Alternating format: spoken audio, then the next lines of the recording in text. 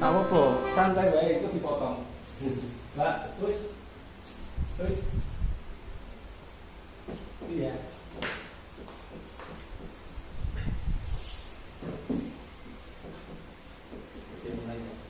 Halo, selamat siang teman-teman. Cerita saya hari ini bersama Mas Wira juga. Siapa dia dan apa ceritanya? Mari kita simak bersama. Ini Mas. Halo Pak Bito. Ini Mas, ceritakan masa kecil Mas Wira itu seperti apa? Jadi kalau cerita tentang masa lalu dari kalau cerita bapak ibu saya tuh dari kecil sudah ngabisin miliaran, karena sejak lahir enggak dari dalam kandungan. Jadi dari dalam kandungan ibu kandungannya lemah, sering minum obat penguatan, terus ibu sampai benar-benar bed rest kalau pergi jauh dia kecapean waktu dengan saya. Terus setelah saya dilahirkan alhamdulillah dengan cara normal. Mas Wira anak pertama? Ya, saya anak pertama. Berarti sebelumnya itu maksudnya ibu punya riwayat sampai punya anak berhubungan enggak ya? Oh enggak, tidak sama. Kemudian pas alhamdulillah waktu itu saya dilahirkan di bidan keluarga. Kenapa saya dilahirkan di bidan keluarga? Karena dari keluarga bapak, dari kakaknya bapak sampai adiknya bapak semua dilahirkan di situ. Jadi sudah termasuk bidan keluarga yang dekat sekali. Saya dilahirkan di situ sudah dengan secara normal. Tapi waktu itu bapak kaget loh, kok beda, ada kode berbeda dengan ibu saya. Berbeda di tubuhnya Itu berbeda. Tapi sebelumnya apa ada USG apa itu? Waktu kalau cerita orang tua saya, mama dari saya hamil 0 bulan sampai mau melahirkan itu selalu periksa ke dokter. Itu saya dokter spesialis anak. Ya zaman dulu dokter spesialis terkenal lah di kota Semarang. Di situ di ronsen ya ngomongnya baik-baik aja, tidak terjadi masalah atau tidak terjadi suatu yang tanda kutip. Ya waktu itu bapak ya kaget loh, kok anakku kayak gini berbeda. Ya dibawa saya ke profesor itu. Dok, ini kenapa kok anak saya kok katanya seperti ini, kata profesor tidak ada apa-apa gitu.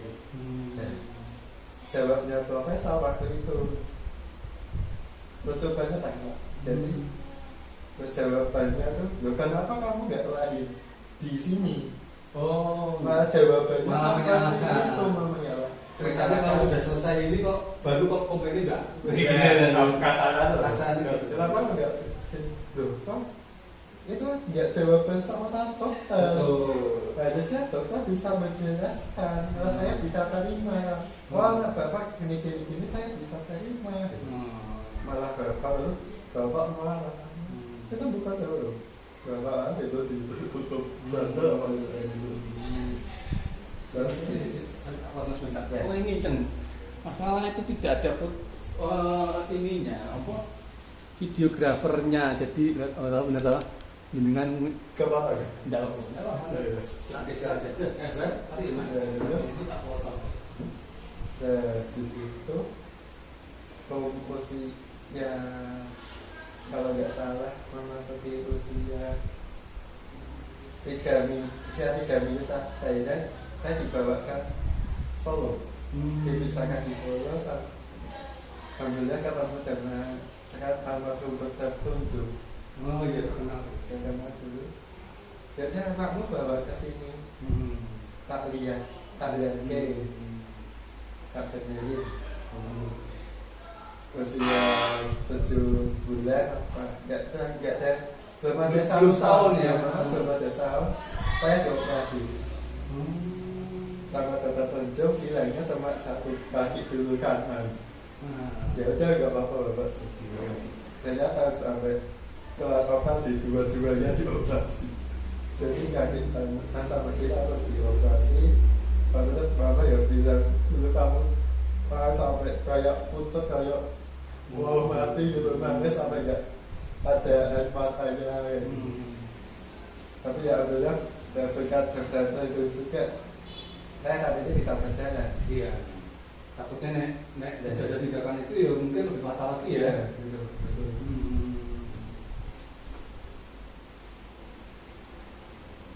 Terus saya jadi dalam habis itu usia masuk sekolah. Iya. Usia masuk sekolah ini ya banyak cobaan, banyak rintangan. Sekolahnya dulu TK-nya kalau di kampung sebelum sekolah itu gimana nih dengan sama teman-teman kampung? Kalau waktu di kampung zaman dulu ya saya paling bermain dengan teman-teman tetangga depan biasa. Teman-teman kadang-kadang main ke tempat saya. Dulu itu kan apa tuh kayak ada kayak masakan ya gitu ya. Kayak zaman dulu. Ya waktu masuk TK itu saya awal dimasukkan ke YPAC. Di YPAC. Terus waktu itu dari kepala YPAC bilang sama saudara bapak saya, Pak, Bu, mohon maaf, anak bapak ibu nggak ada masalah Dengan ini ya, dengan pola pikirnya ya. Kalau anak bapak ibu dimasukkan ke sini, saya takutnya tambah turun. Nah, itu berapa sampai TK aja? Itu dari TK, dari awal TK belum masuk kan, jadi benar-benar turun masuk dunia pendidikan. Tapi SD umum. SD umum. Jadi Jadi dari TK itu belum masuk YPAC itu Pak. Baru mau dimasukkan dijajal. Di tes Trial ya. Hasilnya dari YPAC saya nggak dibahas di YPAC karena sudah di sekolah umum. Nah, waktu di sekolah umum itu TK 7 TK menolak. 7 TK menolak dengan alasan takut terjadi apa-apa dengan saya. Karena waktu itu saya diibaratkan gelas yang gampang retak. Tapi jenengan bisa jalan maksudnya? Belum bisa. bisa. Saya baru bisa jalan tuh Lah, karena aktivitasnya gendong sama ibu, bapak itu. kalau di rumah saya ngesot. Saya ngesot.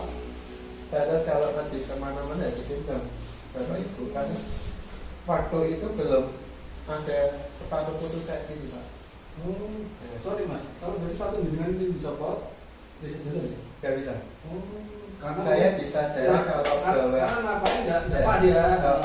Kalau bawahnya nggak empuk, saya nggak kuat jalan. Jadi kalau langsung ke jubir gini, saya kesakitan. Iya. Terus TK itu menolak dengan alasan yang sama. Karena takut terjadi apa-apa dengan saya, karena saya waktu itu juga belum bisa jalan. Konsolnya di nek Ya, tenda dulu tuh ya. Diinjek atau gimana. Terus saya sekolah ke-8 kita nyoba di TK Islam Al-Azhar yang di Kalitangan. Di situ saya dites secara umum lah sebelum masuk sekolah. Bisa baca tulis, membaca, menghitung, saya bisa. Yaitu di situ juga sama Pak, nimbang mau diterima atau tidak. Karena dengan alasan yang sama, takut terjadi sesuatu. Nah, terus akhirnya alhamdulillahnya bejonya waktu itu ada pimpinan Al-Azhar Pusat dari Jakarta datang ke Semarang, kemudian pihak sekolah yang di Semarang menanyakan, Pak, kalau kita kedatangan siswa seperti ini gimana? Diterima apa enggak? Dan kamu tes bisa enggak? Bisa Pak. Ya udah, terus kamu terima itu anugerah dari Allah. Bapak ada senang banget. TK ya Mas ya? TK. Akhirnya bisa dapat sekolah gitu. Tapi lancar. Dari TK itu lancar. TK lah, sekolah lah. TK. Itu secara mungkin materi mungkin lancar. Tapi kalau hubungan sama teman-teman ya. di TK namanya masih anak kecil ya Pak, saya juga kurang gitu bahwa saya tuh disabilitas waktu itu. Saya bayangnya pas saya menginjak kelas 1-2an karena kok sama di sini kok saya selalu kayak diejek gitu. Diejek kamu sangat kamu makanya jalannya megang-megang kayak nggak ketemu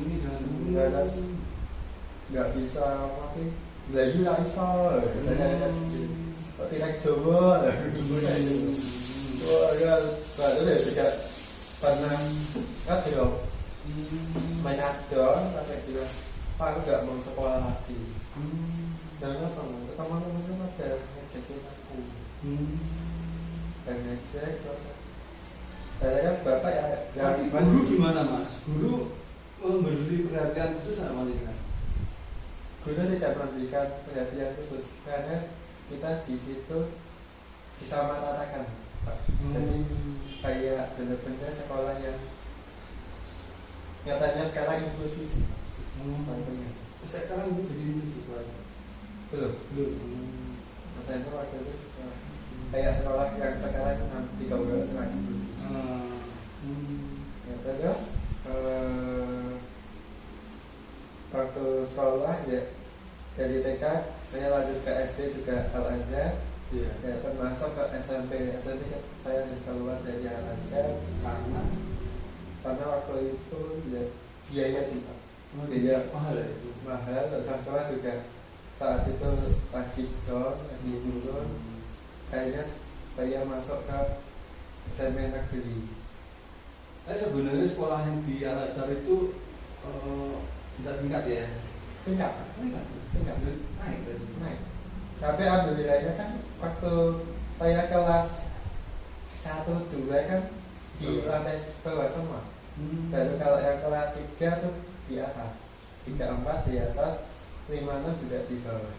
Berarti kami jenengan bisa jalan ya? Bisa jalan. Tapi sudah waktu itu bisa jalan kita ya naik kelas 2-3 bisa jalan. Tapi kalau kegiatan olahraga? Kita jalan enggak 100% mengikuti, tapi nilai jelek enggak? Nilai itu dari guru. Nilai paling elek gitu. Alhamdulillah guru saya juga bisa memberi pengertian kepada teman-teman saya waktu itu. Kalau hilang bapak suruh jempala ya nggak mungkin. Iya. Bapak ngasih tugas sama dia bisa, kayak nggak bisa bapak kasih tugas kayak merangkum atau apa. Iya toh. Karena kan nggak ada fisik kan, olahraga pun juga ada teorinya. Iya. Ya alhamdulillah ya Pak. Nah ini SMP Kalau masuk ke SMP kayak masuk ke negeri kan dari SD ya benar-benar nuansa Islami pindah ke nuansa negeri lagi. Negeri yang beda banget. Pertama kali masuk kaget juga saya Pak.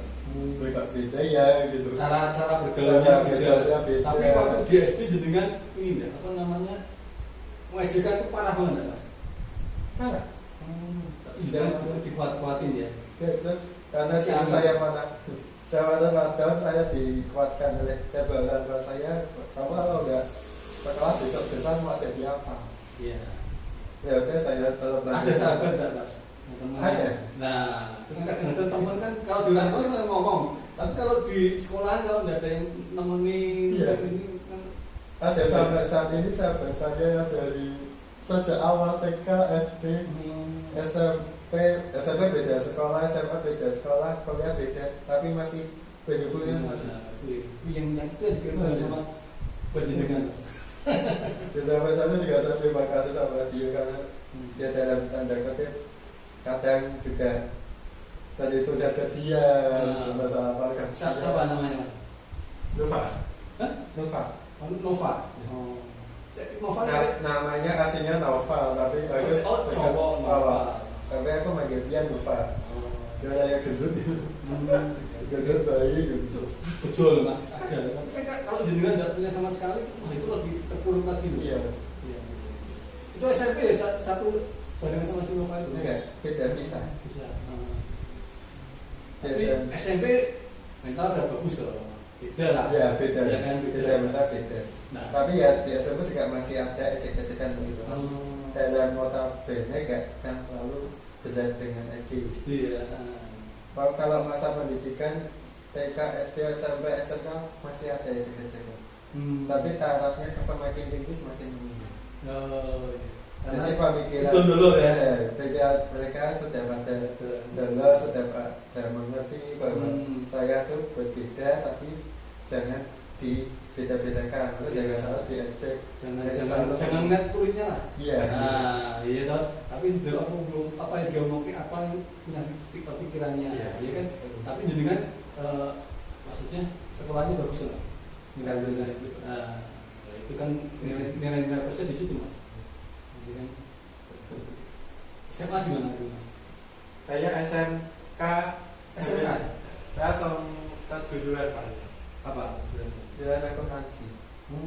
Berarti memang berpikir Jadi kerja yang sing iso iki duduk ya mas ya. Iya. Akhirnya banyak aktivitas fisik ya. Iya. Karena waktu SMP lulus kan bingung mau ke SMA atau SMK. Dan saya juga tanya ke orang tua memberi jawaban, kalau kamu SMA berarti kamu kayak kedepannya seperti ini. Kalau kamu SMK kejuruan, kamu kedepannya seperti ini. Dan terus yaudah mas, saya mau ambil SMK saya kejuruan. Di mana? Di SMK Pelita Nusantara 1. Ini dia. Daerah Mugas. Oh. Kok Islam Mas Yadi Gajah. Kalau Oh iya yang dulu tahu.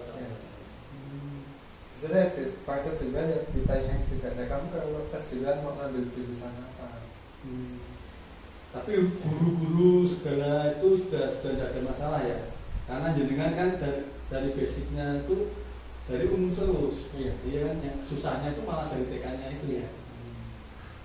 Pastinya kalau cerita masuk SMP negeri, masuk SMK itu ya juga ada ceritanya lagi Pak. Ya coba itu mas, sudah sini mas. Iya. Jadi kalau SD kan, kalau waktu dulu kan pikirannya orang tua saya sekolah yang dekat dengan rumah. Yang dekat dengan rumah saat itu kan SMP 6. SMP 6 Benda Cipto. Saya dan orang tua dan ke sana sudah menemui kepala sekolah saat itu. Kemudian saya juga sudah menemui kepala sekolah, ditemukan, Bu, anak saya seperti ini.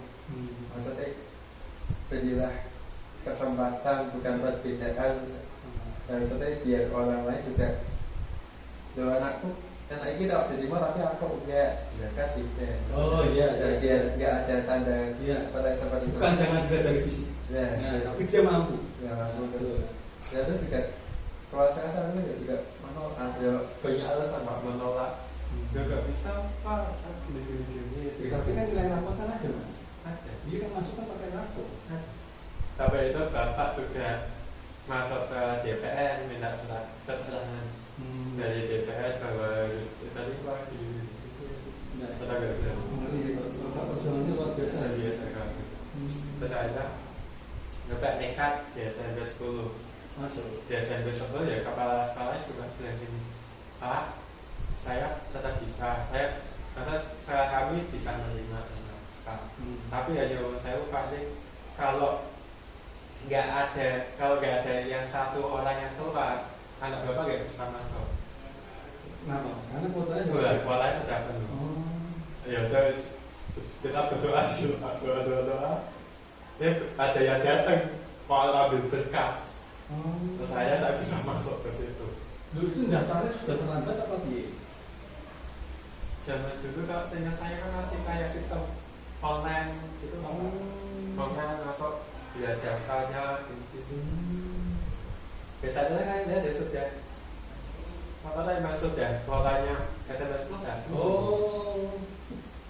Karena mereka sudah mepet. Favorit mana nomor 10 waktu dulu? Apa? Favorit mana? 6 ya? 6. Kan sudah waktu mereka sudah mau pas selesai penerimaan peserta didik baru, kita diam. Jadi diikat di kalau siswa ini nggak kelas 1 ya nggak bisa, karena kan bangkunya pas ya. Alhamdulillah dari kelas yang 1 saya bisa masuk. Nah, ya SMA gitu. Saya ada masuk. Oh iya, aku tak foto mas. Bebas wae. Halo Pak. DSP. Karena DSP.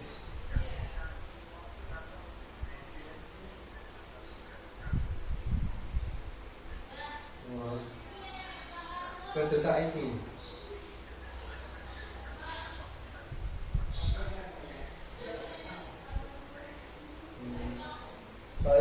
Soalnya itu cek syuting ya.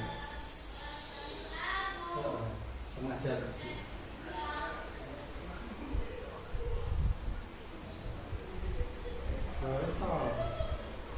Jadi ini.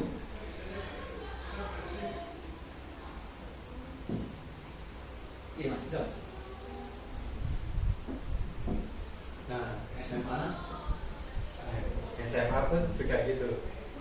Inginnya kita kan itu juga SMK negeri paling dekat dengan rumah sekolah rumah padahal SMK negeri 2.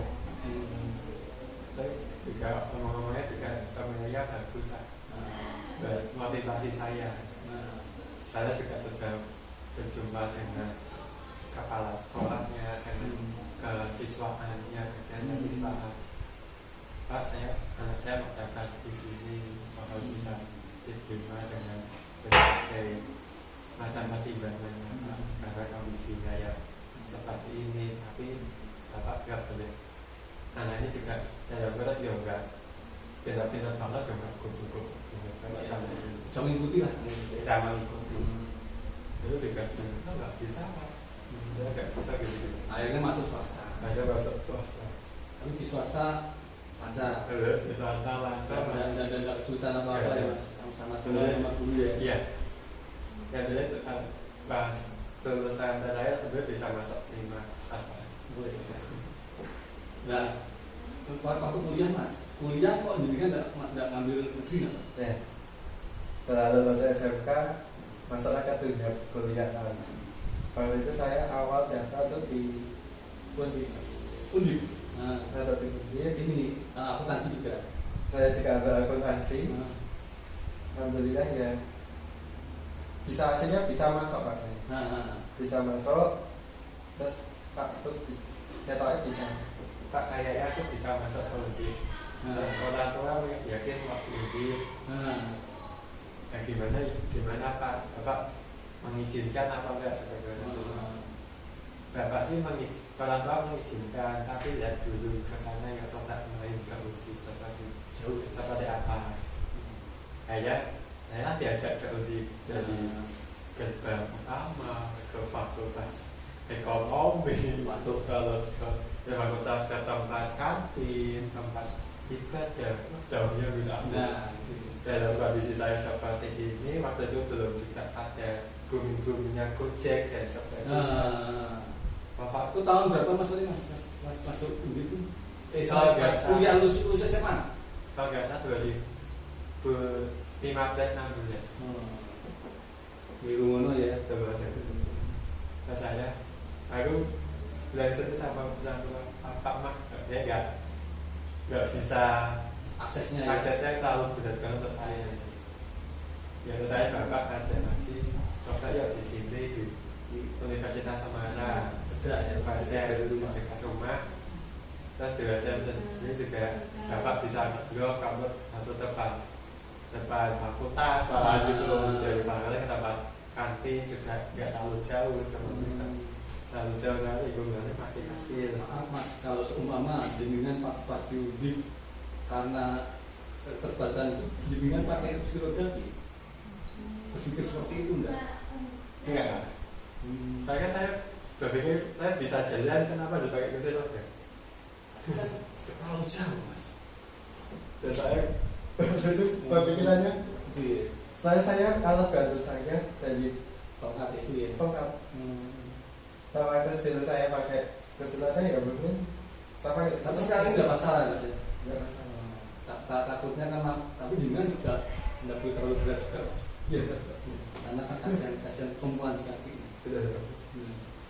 Pas di kampus ya biasa itu sama teman di kampus ikutinya ya, seharusnya jenengan itu pintar maksudnya harusnya negeri masuk swasta aja cepikul lah ya iya kan dan mau selesai ya alhamdulillah. Ini lagi nyusun skripsi.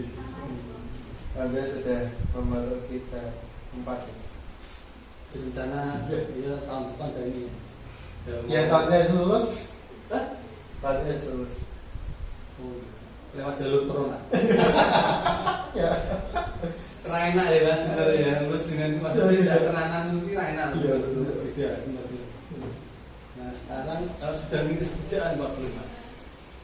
Kalau pekerjaan sendiri saat ini saya sering kuliner ya Pak.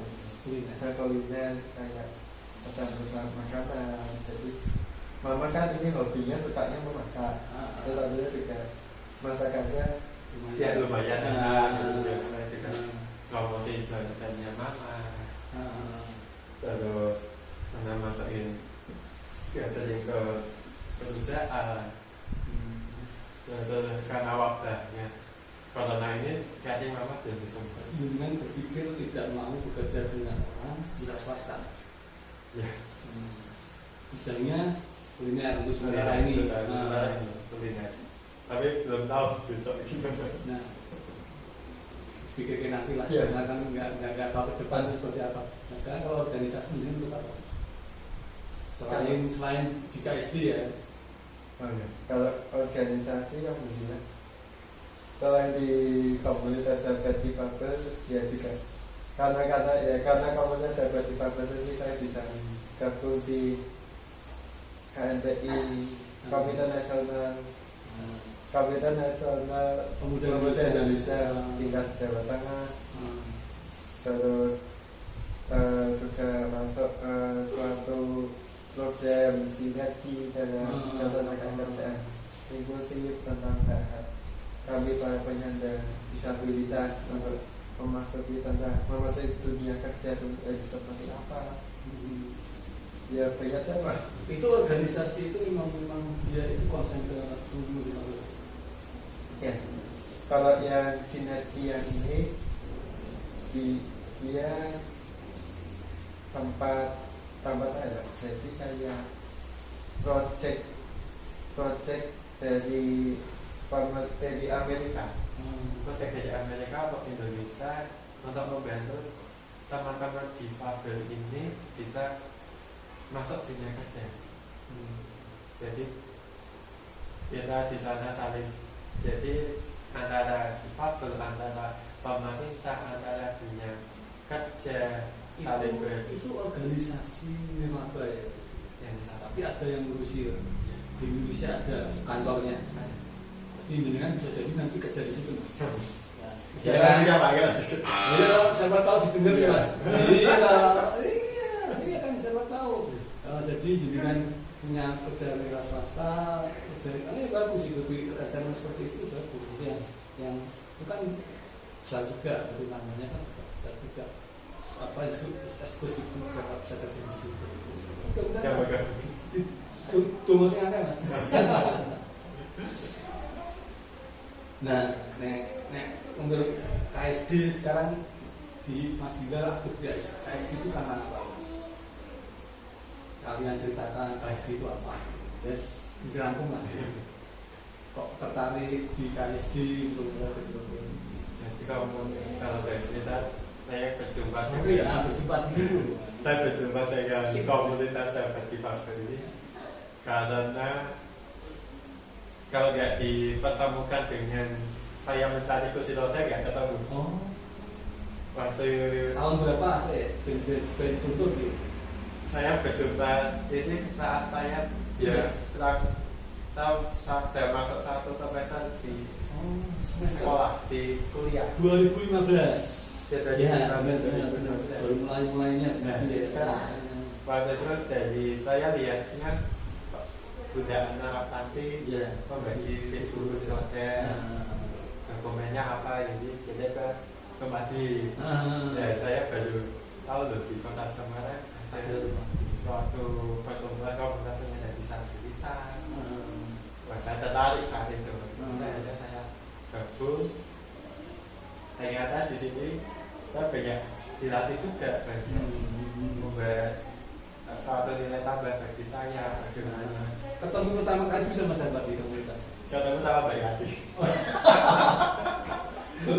Lo ketemu Bu Novi ya? Belum, jadi waktu itu ketemu pas sama Mbak Yati, kemudian beberapa hari kemudian saya kan ada tamu gitu Pak, ada tamu terus saya disuruh datang. Waktu itu saya langsung disuruh udah baca doa gitu.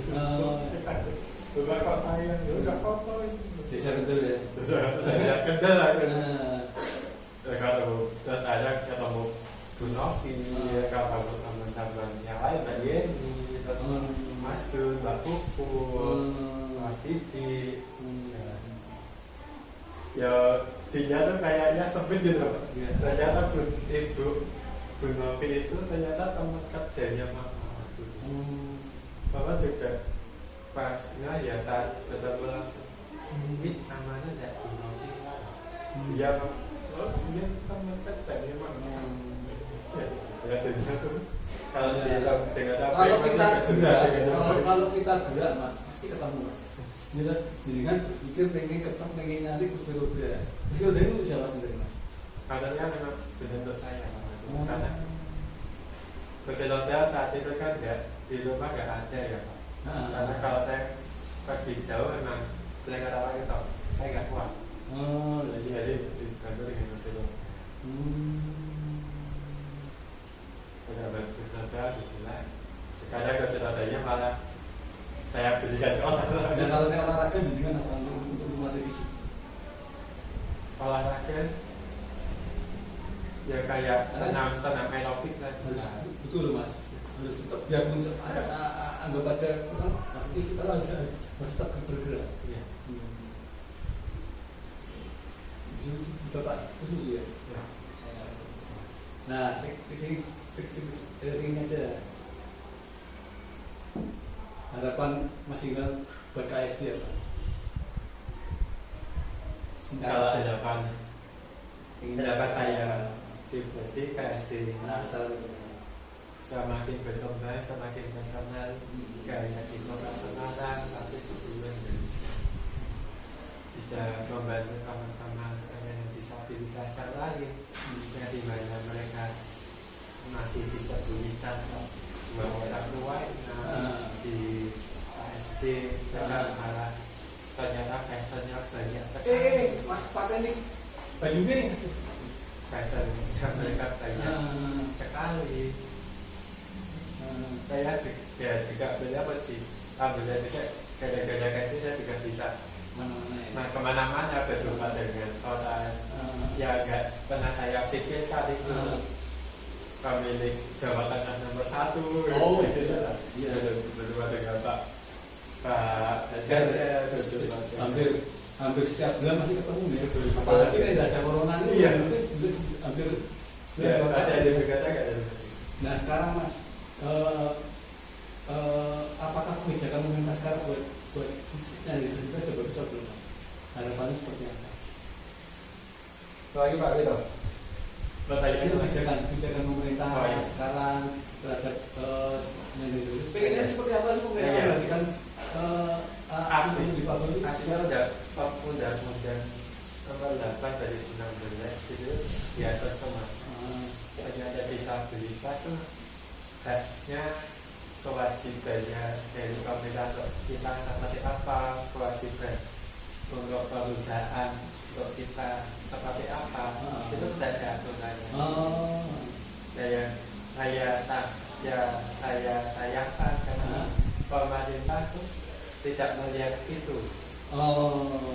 Jadi kalau kita nggak siap ya dicuekin.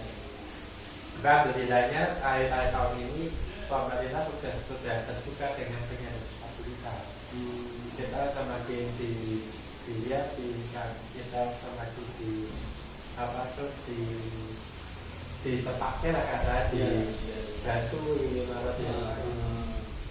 yang saya minta fasilitasnya, fasilitas umum, fasilitas publik harus benar-benar ramah disabilitas.